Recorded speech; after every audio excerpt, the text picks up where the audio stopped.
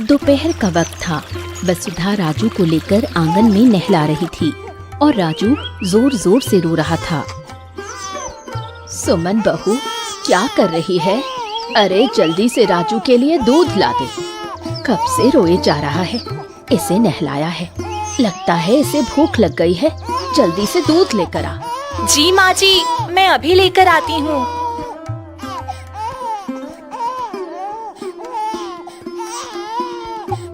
फिर थोड़ी ही देर में सुमन दूध लेकर आती है। ये लीजिए माँ जी, मैं दूध गर्म करके ले आई हूँ। दूध ज्यादा गर्म तो नहीं है बहू? नहीं नहीं माँ जी, दूध ज्यादा गर्म नहीं है, मैं अच्छे से चेक करके लाई हूँ। अच्छा ठीक है, ला जल्दी। तभी अर्चना आती है और दूध की बोतल छीन लेती है। ये क्या कर रही है बहू? राजू को भूख लगी है और तूने दूध की बोतल क्यों छीन ली? माँ जी, आप क्या कर रही हैं? मैंने आपको कितनी बार कहा है, इस बांझ के हाथ से मेरे बच्चे को दूध मत पिलाया करिए। अगर कहीं मेरे बच्चे को कुछ हो गया तो इनको तो खुद के बच्चे हैं नहीं, कहीं मेरे बच्चे को भी बुरी नजर ना लग जाए। ये कैसी बातें कर रही है अर्चना? ये भी तो मेरे बेटे जैसा है और मैं भला इस पर बुरी नजर क्यों डालूंगी? तुम ऐसी बात क्यों कर रही हो? हाँ हाँ, मैं अच्छी तरह जानती हूँ। अरे आपको बच्चा नहीं है, इसलिए आप मेरे बेटे को देखकर जलती हो, ताकि मेरा बेटा भी इस दुनिया में ना रहे। और हाँ, आज के बाद कभी मेरे बच्चे को दूध पिलाना हो या कभी कुछ भी करना हो तो मुझसे कहिएगा, दीदी को भूल कर भी मत कहिएगा। अरे हाँ, मुझे माफ कर दे बहू, मैं तो भूल ही गई। पर तुझे तो याद रखना चाहिए था ना सुमन बहू। तू क्यों दूध लेकर आ गई? तू मना कर सकती थी।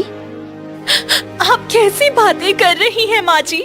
एक मासूम बच्चा था और उसे दूध के लिए रोता देखा तो मैंने क्या गलत किया? इसमें सोचने वाली क्या बात थी? देख ले बहू, अब आइंदा कभी इस बच्चे के पास मत आना। अब चली जा यहाँ से। अर्चना गुस्से में राजू को उठाकर चली जाती है और सुमन रोते हुए घर के अंदर जाकर कोने में बैठकर फूट फूट कर रोती है।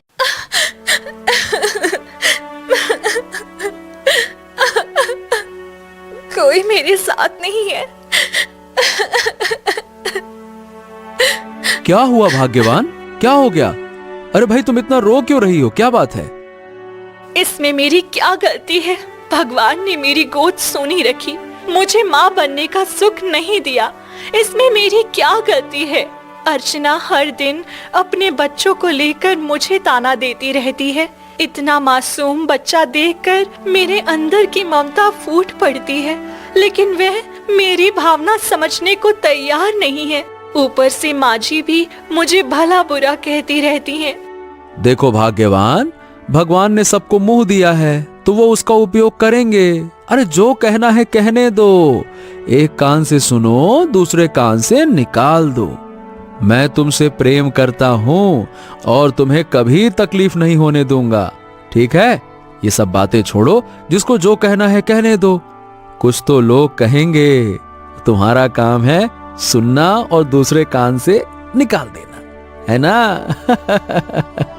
एक आप ही मेरा दर्द समझते हैं, वरना घर में तो सब मुझे ही गलत ठहराते हैं और कोई मेरी तकलीफ समझने को तैयार भी नहीं है। अब ज्यादा चिंता मत करो भाग्यवान। जाओ, मेरे लिए खाना लगा दो, मुझे बहुत जोरों की भूख लगी है। जाओ जाओ जाओ जाओ। मैं अभी आपके लिए खाना लेकर आती हूँ। सुमन रसोई में जाती है, तभी राजू उसकी ओर पलटकर देखता है, जिसे देखते ही सुमन के पांव वहीं पर रुक जाते हैं और वो एकटक राजू को देखने लगती है। राजू, मासूम सा बच्चा, इसे क्या पता कि मैं इसे छू भी नहीं सकती और ये मेरी तरफ कितने प्यार से देख रहा है। सुमन की आंखों में हल्के से आंसू झलकते हैं। वो मन को कड़ा कर वहाँ से चली जाती है और खाना लेकर विष्णु को दे देती है। अरे बड़ी बहू, क्या कर रही है तू? सुबह से गाय ने कुछ खाया है या नहीं? जी माँ जी, मैं उनको खाना खिला रही हूँ, उसके बाद जाकर गाय को चारा दे दूंगी। माँ, मैं जाकर गाय को चारा दे आता हूँ और तुम इसे क्यों परेशान करती हो? हाँ? अरे तो ये दिन भर क्या करेगी? घर में सिर्फ खाकर सोई रहती है। जाकर थोड़ा खेत का काम भी कर ले और गाय का भी ध्यान रखे। नहीं तो वैसे भी 10 सालों से बैठकर खा रही है। एक बच्चा भी पैदा करके नहीं दे रही, जिससे हमारा वंश आगे बढ़े। अरे बस करो माँ, बस। हर दिन बस यही ताना मारती रहती हो। दिन में 10-10 बार यही बातें। बस करो अब। देखो, समय के साथ हो जाएगा जो होना होगा। तुम क्यों इतनी फिक्र करती हो? किसके हाथ में है ये सब, बताओ? अरे कब होगा? तुम्हारे साथ जितनों की शादी हुई थी सबको देखो 2-2, 3-3 बच्चे हो गए हैं। तुम्हारा तो अब तक एक का भी पता नहीं चला। सुमन की आंखें भर आईं। वो बिना कुछ कहे वहां से चली गई और गायों को चारा देने लगी। देखो माँ, तुम तो मेरी माँ जैसी हो। तुम मेरी तकलीफ समझ सकती हो। कोई मुझसे प्यार नहीं करता है। सब मुझे बांझ कहकर ताने देते रहते हैं। अब तो जीने की भी इच्छा नहीं होती है। सुमन गायों को चारा देती है और वहीं बैठकर फूट फूट कर रोने लगती है। कोई मेरे साथ नहीं है। अरे वो गाय को चारा देने गई थी कि वहीं सो गई? अरे घर का खाना कौन बनाएगा? जाकर सारा खाना बना दे और उसके बाद आकर मेरे पैर भी दबा देना। मेरे पैर में बहुत दर्द हो रहा है। माँ जी, मैं सुबह से घर के सारे काम कर रही हूँ और खाना भी बना दूंगी। तब तक पाँव दबाने वाला काम अर्चना को कह दीजिए, वह आपका पैर दबा देगी। मुझे तो बर्तन साफ सफाई करने में भी बहुत वक्त लग जाएगा। कैसी बातें कर रही है तू? अर्चना दिन भर राजू को संभालती है, उसी में व्यस्त रहती है और तू तो कुछ करती नहीं है। तो ये सब काम तो तुझे ही करने पड़ेंगे। जल्दी जल्दी सारा काम खत्म कर ले और फिर मेरे पैर दबाने आ जाना। वसुधा वहाँ से चली गई। पता नहीं माँ जी को क्या हो गया है। इतना भेदभाव कैसे कर सकती हैं मेरे और अर्चना के बीच। समय बीतता है। दिन भर सुमन से घर का सारा काम करवाया जाता है। फिर एक दिन आधी रात का समय विष्णु कमरे में बैठा सुमन का इंतजार कर रहा था। अरे इतना वक्त हो गया, अभी तक सुमन आई क्यों नहीं? कई दिनों से देख रहा हूँ वो रात के 12 बजे तक भी नहीं आती है। आज जाकर देखता हूँ। वो बाहर निकलता है और देखता है कि सुमन बर्तन धो रही है। अरे ये क्या सुमन? अरे देखो तो सही भाई, रात के 12 बज गए हैं और तुम अब तक बर्तन धो रही हो। ये क्या बात हुई? क्या करूँ जी, अगर ये सारे बर्तन नहीं धोए तो फिर सुबह खाना बनाने में देर हो जाएगी, तो माँ जी फिर गुस्सा करेंगी। अरे तो ये काम तुम अर्चना से भी कह सकती हो ना, वो भी तुम्हारी मदद कर सकती है। तुम भी ना। वह मेरी क्या मदद करेगी जी? उसका तो एक बेटा है ना, उसे संभालने में ही पूरा दिन निकल जाता है। इसी वजह से मुझे ही ये सारे काम करने पड़ते हैं। देखो, तुम्हें नहीं लगता कि ये कुछ ज्यादा हो रहा है तुम्हारे साथ? हाँ हाँ, इसमें ज्यादा क्या है जी? जब भगवान ही मेरी कदर नहीं करते तो मैं इंसानों से क्या उम्मीद रखूं? अगर भगवान ने मुझे एक औलाद दे दी होती तो शायद मेरी भी घर में उतनी ही इज्जत होती जितनी अर्चना की है। तभी सुमन की आंखों से आंसू बह निकले। विष्णु चुपचाप सिर झुका लेता है और अंदर चला जाता है। अगले दिन सुबह का समय अर्चना वसुधा के पास आकर कहती है, माँ जी देखो, मेरा राजू अब थोड़ा ठीक है। मैं तो थोड़ा घर का काम कर सकती हूँ। आप राजू का ध्यान रखिएगा, लेकिन हाँ ध्यान रखिएगा कि दीदी इसे छुए ना, क्योंकि उनका लाया हुआ पानी से भी मैं अपने राजू को नहलाना पसंद नहीं करती। पता नहीं वे अपने पानी में कोई काला जादू करके मेरे राजू पर डाल दे। मुझे उन पर बिल्कुल भरोसा नहीं है। ठीक है बहू, मैं सुमन को नहीं दूंगी राजू, तुम निश्चिंत रहो। फिर अर्चना कुएं से पानी लेने जाती है। तभी राजू अचानक जोर जोर से रोने लगता है। अरे ये क्या?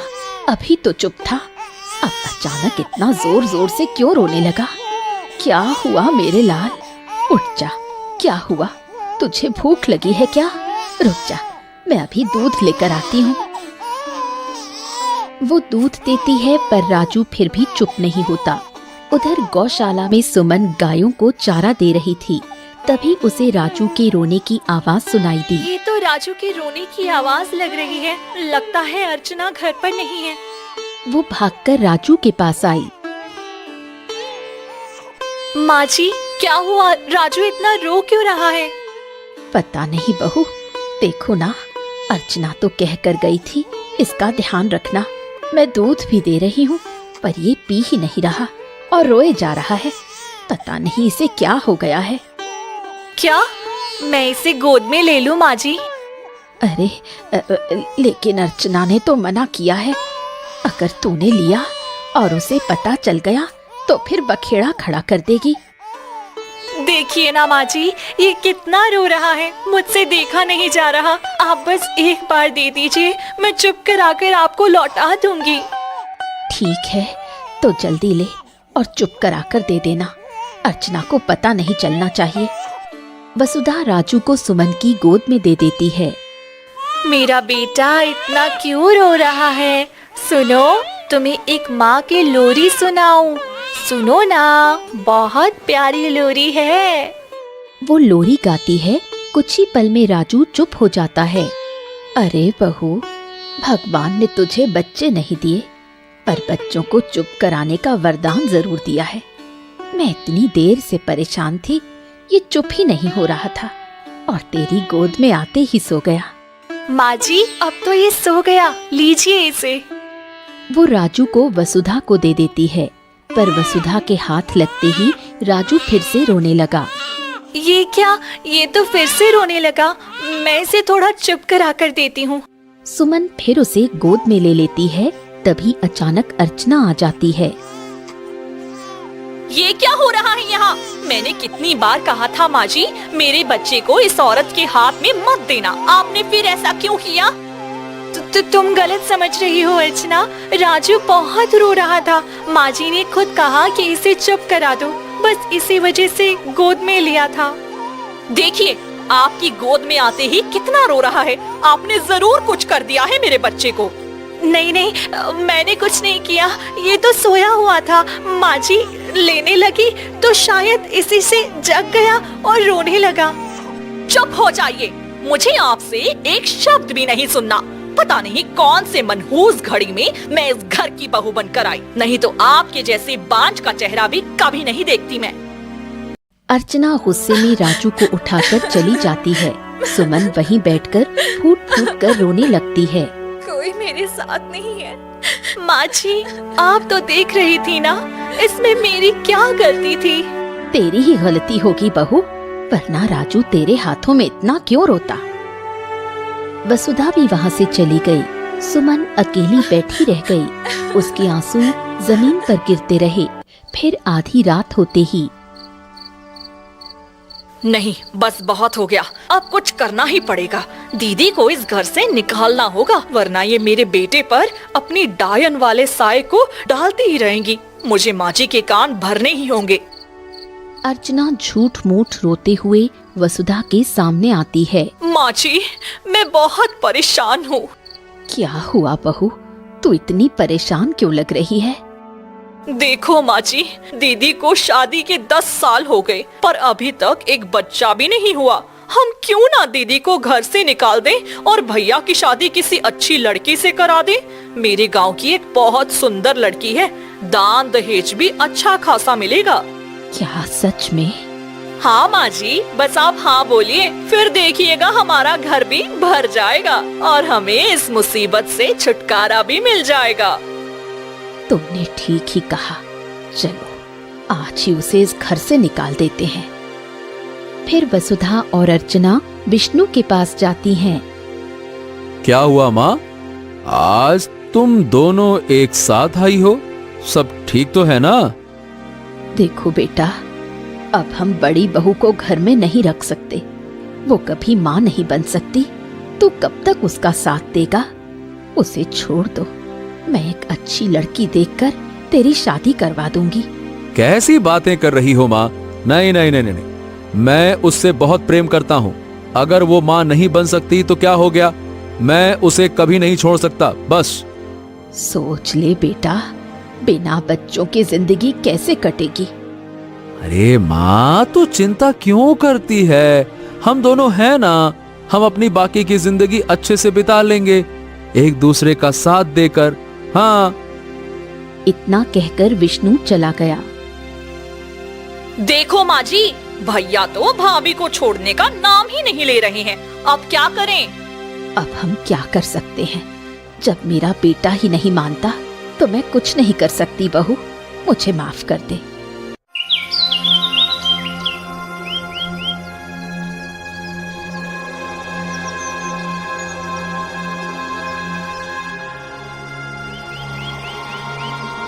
हे भगवान, मेरे बेटे को क्या हो गया माँ जी? देखिए ना, इसे बहुत तेज बुखार है, कुछ कीजिए माँ जी। ये कैसे हो गया? कल तक तो ये ठीक ही था, फिर अचानक आज इसकी इतनी तबीयत खराब कैसे हो गई? जरूर दीदी की वजह से हुआ होगा। दीदी ने ही मेरे राजू को नजर लगाया होगा। मैंने उन्हें कितनी बार कहा था मेरे बच्चे से दूर रहने के लिए। नहीं बहू, ये तू कैसी बातें कर रही है? मैंने कल देखा था दीदी किस तरह से मेरे बच्चे को घूर घूर कर देख रही थी। शायद उन्हीं की नजर लग गई होगी। मैं साफ साफ कह रही हूँ, मैं अपने बेटे को लेकर इस घर में अब एक मिनट भी नहीं रह सकती हूँ। गांव की औरतें भी कहती हैं, दीदी का साया मेरे बेटे के लिए मनहूस है और आज उस पर बुरी नजर लगना शुरू भी हो गया है। इसीलिए अब मैं यहाँ से जा रही हूँ। मैं अपने बेटे को मौत के मुंह में नहीं रख सकती हूँ। ठीक है, अगर तुम्हारा यही फैसला है तो मैं वही करने को तैयार हूँ। बस तू मुझसे मेरे राजू को दूर मत करना। फिर वसुधा गुस्से में विष्णु और सुमन के पास गई। क्या हो गया माँ? तुम इतनी परेशान क्यों दिख रही हो? क्या बात है, क्या हो गया? देखो बेटा, मैंने तुम्हें कितनी बार कहा है कि बहू को घर से बाहर निकाल दो। अब वो घर में और नहीं रह सकती। इसकी वजह से मैं अपने इकलौते पोते को अपनी आंखों से दूर जाते नहीं देख सकती। इसलिए सुमन को हमारे घर से बाहर निकालना ही होगा। आप ये क्या कह रही हैं? भगवान के लिए ऐसा मत करिए, मुझे घर से मत निकालिए। मैं कहाँ जाऊंगी? चुप रहो। तुम्हारी वजह से राजू की तबीयत खराब हो रही है और छोटी बहू घर छोड़कर जाने के लिए तैयार है, पर मैं उसे घर छोड़कर जाने नहीं दूंगी। तुम ही जाओ, मैं अपने पोते और बहू को आंखों से दूर नहीं जाने दूंगी। अगर मेरी पत्नी नहीं रह सकती तो मैं भी अपनी पत्नी के साथ जाऊंगा। मैं उसे अकेला नहीं छोड़ सकता हूँ। बस। अच्छा ठीक है, अगर तू भी अपनी पत्नी के साथ जाना चाहता है तो जा सकता है, इससे मुझे कोई आपत्ति नहीं। चलो सुमन, यहाँ तुम्हारी ममता और तुम्हारी दया की किसी को कदर नहीं है। चलो यहाँ से, हम अपना अलग संसार बनाएंगे जहां सिर्फ हमारा प्यार रहेगा। किसी के ताने या जली कटी बातें तुम्हें नहीं सुननी पड़ेंगी। चलो।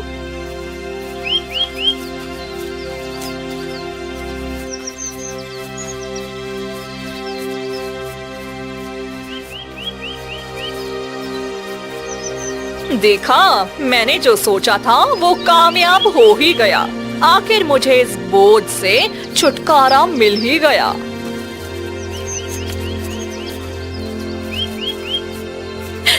जी, अब हम क्या करें? कहाँ जाएंगे? ना घर का ठिकाना है, ना कोई काम का पता। अब हम कहाँ जाएंगे? चिंता मत करो भाग्यवान, चिंता मत करो। कुछ ना कुछ जुगाड़ हो ही जाएगा ना, इतना मत सोचो। चल। इतने में छगन वहाँ आता है। अरे विष्णु भाई और भैया, कहाँ चल दिए इस बांझ पत्नी को लेकर हैं? ये कैसी बातें कर रहे हो तुम छगन? अपनी जबान संभाल कर बात करो। अरे भैया, इसमें छिपाने वाली क्या बात है? सबको पता है कि तुम ही हो जो अब तक इसे पकड़े बैठे हो। अगर तुम्हारी जगह मैं होता ना तो अब तक दूसरी शादी कर चुका होता और एक बच्चे का बाप बन गया होता। अभी भी वक्त है, छोड़ दो इसे, छोड़ दो।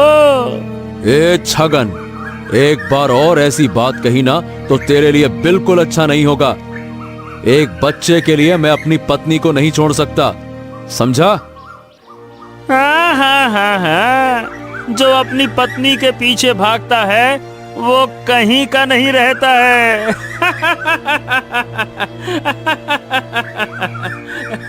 छगन हंसते हुए चला जाता है। देखो जी, सब यही कहते हैं कि आप मुझे छोड़ दो। मेरी वजह से आपको भी सबके ताने सुनने पड़ रहे हैं। देखो भाग्यवान, चाहे कोई कुछ भी कहे, हमने 7 जन्म तक साथ रहने की कसम खाई है। मैं तुम्हें ऐसे बीच राह पर नहीं छोड़ सकता। मैं हमेशा तुम्हारे साथ रहूंगा, ठीक है? हाँ, चलो आ जाओ। दोनों चलते चले जा रहे थे, तभी एक झोपड़ी से कराहने की आवाज आई। जी सुनिए, इस झोंपड़ी के अंदर से किसी के कराने की आवाज आ रही है। कौन हो सकता है? अरे चलो चलकर देखते हैं आखिर कौन है जो ऐसे करा रहा है। आओ आओ। दोनों झोपड़ी के अंदर गए और देखा एक बूढ़ी औरत बुखार से तड़प रही है और जख्मी हालत में जमीन पर पड़ी हुई है। अरे ये तो बूढ़ी अम्मा है। इनकी हालत बहुत खराब है। शरीर भट्टी की तरह तप रहा है। देखा जाए तो और तो घर में कोई है नहीं। सुमन, तुम एक काम करो, ये अम्मा जी को ठंडी पट्टी बट्टी लगाओ, तब तक मैं वैद्य जी को लेकर आता हूँ, ठीक है? हाँ जी, आप जाइए, मैं तब तक अम्मा को ठंडी पट्टी करती हूँ। विष्णु चला जाता है। सुमन पानी लाकर बूढ़ी औरत की सेवा करने लगती है। थोड़ी देर बाद विष्णु वैद्य जी को लेकर लौटता है और वैद्य, देखो, इसे बहुत तेज बुखार है, हालत बहुत नाजुक लग रही है। ये तुम्हारी कौन है भाई? ये मेरी माँ है। मैं बहुत दिनों बाद इन्हें देखने आई थी तो देखा कि इनकी हालत खराब है, इसीलिए आपको बुला लिया। अगर इन्हें बचाना चाहते हो तो इनकी सेवा करो और किसी तरह से इनको कोई भी तनाव मत देना। इन्हें बहुत गहरा सदमा लगा है, कई दिनों से खाना भी नहीं खाया है। इनकी देखभाल जरूरी है, ठीक है? हाँ हाँ जी वैद्य जी, धन्यवाद। हम दोनों पूरी मेहनत करेंगे ताकि अम्मा जी ठीक हो जाएं। हाँ, और ये देखो, कुछ औषधियां लिख दी हैं, समय समय पर देना और जल्दी ठीक होंगी, ठीक है? हाँ। इतना कहकर वैद्य जी चले जाते हैं। अब क्या करें? अम्मा को दवा भी देनी है, देखभाल भी करनी है और यहाँ कोई मदद करने वाला भी नहीं है। हाँ, ये बताओ, तुमने झूठ क्यों बोला कि ये तुम्हारी माँ है? देखिए, इस वक्त और कोई तरीका नहीं था। अगर मैं ऐसा नहीं कहती तो वैद्य जी इलाज नहीं करते और अम्मा शायद मर जाती। सच कहूं सुमन, तुम्हारे अंदर ममता और दया भगवान ने कूट कूट कर भरी है। बहुत अच्छे, बहुत अच्छे। चलो तुम इनकी सेवा करो, मैं काम ढूंढ कर पैसे लाता हूँ ताकि दवा ला सकूं, है ना? विष्णु काम ढूंढने निकल जाता है। दिन भर मेहनत के बाद जो कुछ भी पैसे मिलते हैं उससे औषधि ले आता है और शाम को थका हारा घर आता है। क्या हुआ जी, औषधि ले आए? हाँ। अरे आज दिन भर जमींदार के खेत में काम किया। ये लो, औषधि लेकर आया हूँ, अम्मा जी को दे दो, जल्दी ठीक हो जाएंगी। हाँ जी, देती हूँ। वो बूढ़ी औरत को दवा देती है। दोनों दिन रात उसकी सेवा करते हैं। कुछ दिन बाद बूढ़ी औरत को होश आता है। तुम दोनों कौन हो और मेरी इतनी सेवा क्यों कर रहे हो? मैं सब सुनती रही पर बोल नहीं पा रही थी। अम्मा, आपकी हालत देखकर बहुत दया आई। वैसे भी हमारे पास रहने की जगह नहीं थी तो सोचा आपकी सेवा भी हो जाएगी और हमें एक छत भी मिल जाएगी। तुम दोनों बहुत नेक हो। मेरी खुद की बेटी ने मुझे लूट लिया और मरने के लिए छोड़ दिया, पर तुम गैर होकर भी मेरी इतनी सेवा कर रहे हो। अम्मा, इसमें कोई बड़ी बात नहीं है। इंसानियत के नाते हमारा फर्ज था। आप हमारी माँ के समान हैं। आप लोग बातें करिए, मैं आपके लिए थोड़ा पानी ला देता हूँ। आपके घर में पानी खत्म है, ठीक है, मैं बाहर से लेकर आता हूँ। इतना कहकर विष्णु घर से बाहर चला जाता है। आप बैठिए अम्मा, मैं आपके लिए कुछ खाना बना कर लाती हूँ ताकि आपका मन खुश हो जाए। थोड़ी देर बाद सुमन खाना बनाकर लाती है और बूढ़ी औरत को अपने हाथों से खिलाती है। मैंने पिछले जन्म में जरूर कोई पुण्य किया होगा कि तुम जैसी नेक दिल इंसान से भेंट हुई। अम्मा, इसमें मैंने कौन सा बड़ा काम कर दिया है? बताओ बेटी, तुम लोग कौन हो और क्या दुख लेकर यहाँ आए हो? अम्मा, मेरी शादी को 12 साल हो गए हैं, पर भगवान ने अभी तक मुझे संतान नहीं दी। इसी वजह से सास ने घर से निकाल दिया। अब देखना, बहुत जल्द तुम गर्भवती हो जाओगी। जिसने तुम्हारा मजाक उड़ाया, सबका मुंह बंद हो जाएगा। क्या सच में अम्मा, मैं माँ बन सकती हूँ? क्यों नहीं, मैं साधु महाराज की शिष्या रही हूँ। उन्होंने मुझे वरदान देने का मंत्र सिखाया था। मैं वही आशीर्वाद तुम्हें देती हूँ। तुम्हारी गोद बहुत जल्द भर जाएगी। इतना कहते ही सुमन बेहोश होकर गिर गई। विष्णु जैसे ही आता है, वो ये दृश्य देखकर घबराकर सुमन को अपनी बाहों में उठा लेता है और कहता है, अरे सुमन, सुमन, तुम्हें क्या हो गया? तुम बेहोश क्यों हो गई? अम्मा, आपने कुछ किया क्या? चिंता मत करो बेटा, जो इतने दिनों से अधूरा था अब पूरा हो जाएगा। विष्णु सुमन को गोद में उठाकर अपने घर ले आया। क्या हो गया? तू इस बांझ को लेकर मेरे पास क्यों आया है? माँ, पता नहीं क्या हो गया सुमन को, अचानक से बेहोश हो गई। जल्दी से वैद्य जी को बुला दो और देखो इसको क्या हो गया है। अच्छा ठीक है, रुक जा, मैं अभी वैद्य को बुलाकर लाती हूँ। इतना कहकर वसुधा जल्दी से बाहर गई और कुछ ही देर में वैद्य को लेकर लौटी। फिर वैद्य जैसे ही जांच करता है, तभी मुस्कुराते हुए कहता है, क्या हुआ वैद्य जी? मेरी पत्नी ठीक तो है ना? उसे कुछ हुआ तो नहीं है ना? अरे भाई, बड़ी खुशी की बात है। आपकी पत्नी गर्भवती है, वो माँ बनने वाली है। क्या ये कैसे हो सकता है?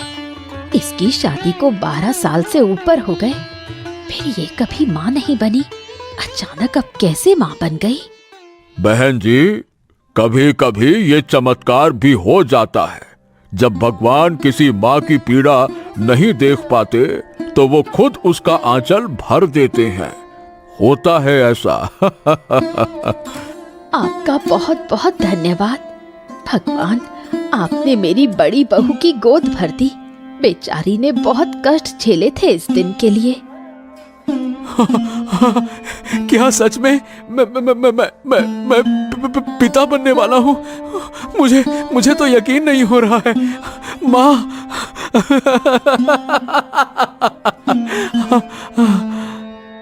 खुश हो जा बेटा, अब मेरी बहू माँ बन जाएगी। उसकी सारी तकलीफें खत्म हो जाएंगी। अब गांव समाज के ताने भी बंद हो जाएंगे। सब तेरी बहू की तारीफ करेंगे। इतने में सुमन को धीरे धीरे होश आया। क्या हुआ मुझे? मैं यहाँ कैसे आ गई थी? माँ जी फिर गुस्सा करेंगी। नहीं बहू, अब डरने की कोई बात नहीं है। तू अब माँ बनने वाली है। क्या? मैं माँ बनने वाली हूँ? ये कैसे हो सकता है? मुझे भी यकीन नहीं हो रहा, लेकिन लगता है भगवान ने मेरी सुन ली। तेरी गोद भर दी बेटी। भगवान का लाख लाख धन्यवाद, जो उन्होंने मेरी ममता को अधूरा नहीं छोड़ा। अब मत रो सुमन, हमारे दुख के दिन खत्म हो गए। अब तू माँ बन जाएगी और मैं पिता।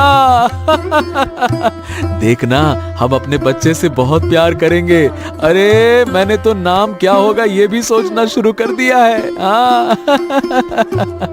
इतने में अर्चना ने ये बात सुन ली और हैरान होकर वहीं रुक गई। ये क्या? दीदी माँ कैसे बन सकती है? वो तो कभी माँ नहीं बनने वाली थी। ये कैसे हो सकता है? आप तो कभी माँ नहीं बनने वाली थी, फिर अब माँ कैसे बन गई? अर्चना बहू, अब ऐसी कोई बात मत बोल जिससे खुशी का माहौल खराब हो जाए।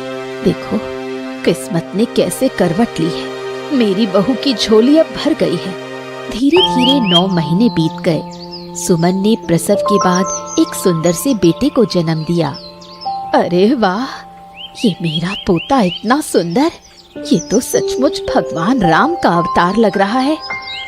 ये इतना सुंदर है, मुझे तो यकीन ही नहीं हो रहा कि ये मेरा ही बेटा है। ये सब हमारे पुण्य कर्मों का फल है सुमन। देखो, हमने उस बूढ़ी अम्मा की कितनी सेवा की थी, शायद उनकी दुआ आज सच हो जाए। हाँ, उस बूढ़ी माँ की वजह से मैं माँ बनी हूँ। उन्होंने अपनी सिद्धि की दुआ मुझे दी। हाँ, वो सच में बहुत महान थी। हमें अपने बेटों को लेकर उनके पास जाकर आशीर्वाद लेना चाहिए। इतने में अर्चना रोते हुए वहाँ आई। दीदी, मुझे माफ कर दीजिए। मैंने आपको बहुत कुछ कहा, बहुत बुरा भला, लेकिन आज देखिए आपका बेटा कितना सुंदर और स्वस्थ है, जबकि मेरा बेटा तो हमेशा बीमार रहता है। जब से आप घर छोड़कर गई थी, तब से उसकी तबीयत खराब रहने लगी। मुझे माफ कर दीजिए दीदी। कोई बात नहीं अर्चना, तुम भी एक माँ ही हो। बच्चों के लिए तुम्हारा डर और गुस्सा स्वाभाविक था। मैं तुम्हारी बातों का बुरा नहीं मानती। अब सब भूल जाओ। हम सब एक परिवार हैं और अपने बच्चों के साथ खुश रहेंगे।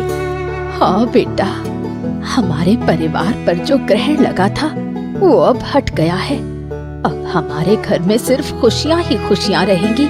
उस दिन के बाद वसुधा, अर्चना, विष्णु और सुमन सभी अपने बच्चों के साथ मिलजुल कर खुशी खुशी जीवन बिताने लगे।